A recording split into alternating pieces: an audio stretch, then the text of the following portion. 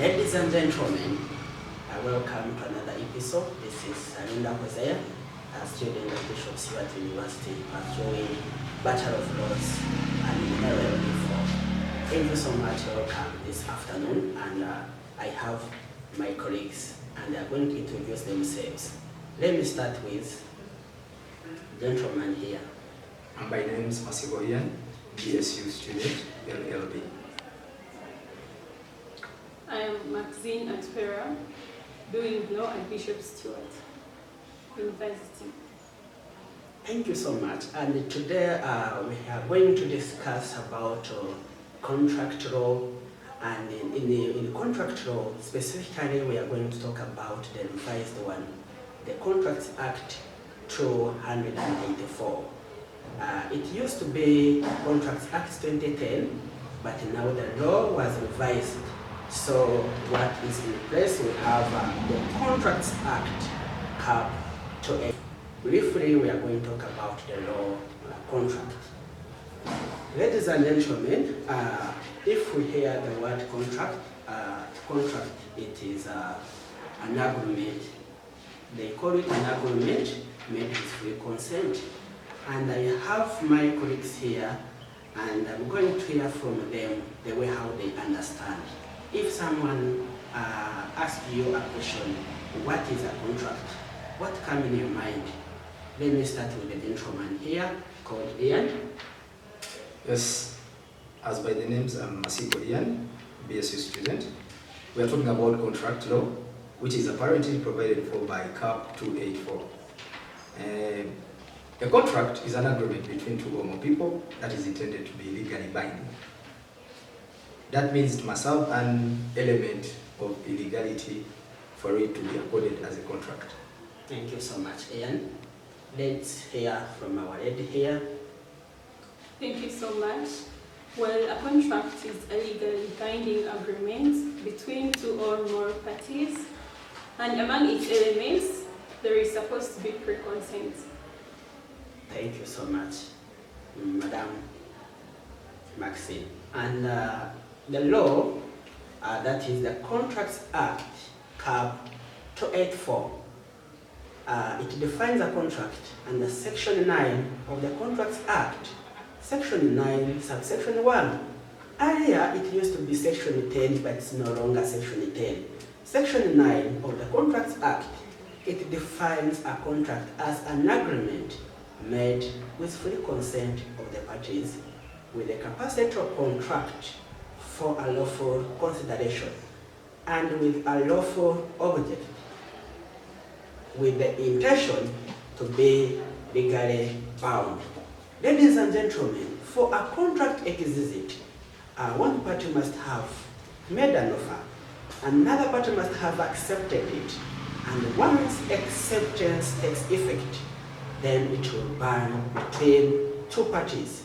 So we are seeing the two parties in a contract. The law specifically provides for the elements of a valid contract. As earlier discussed in the definition of a contract under Section 9, subsection 1, which specifically defines what a contract is, all the elements, they are inclusive in that definition. Let me hear from my colleagues the way how they can list the elements of a valid contract. Let me start with my dear Maxine. Among the elements of a valid contract, there is pre-consent, there must be an offer, there must be consideration. Thank you. To add on that, we have an element of offer, whereby legally termed as the offerer, who comes in with a submission that is undertaken by one that accepts. So when there's acceptance, there comes in the terms and conditions of consideration, where we have a detriment, could be a loss, or a profiting, benefiting on the other side. An agreement is made, and that is considered as a contract. Ladies and gentlemen, they have discussed the elements of a valid contract. The elements, they have started with free consent. there must be free meeting of minds for a contract to exist. That is the first and the crucial thing that should be well enshrined in the contract law. Free meeting of minds, that is the idea of consent. Allow me to use the case of Britain and Miracle Registering Company versus Samson.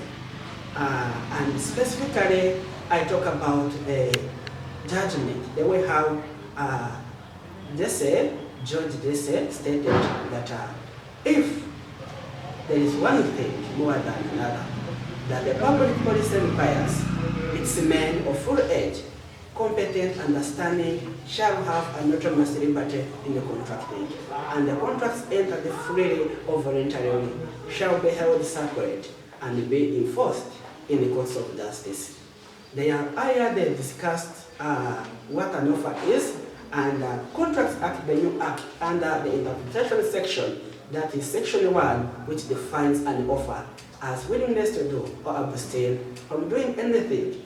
Acceptance also in the section 1, it is an assent and offer made by a person to whom an offer is made. Council Ian has talked about consideration.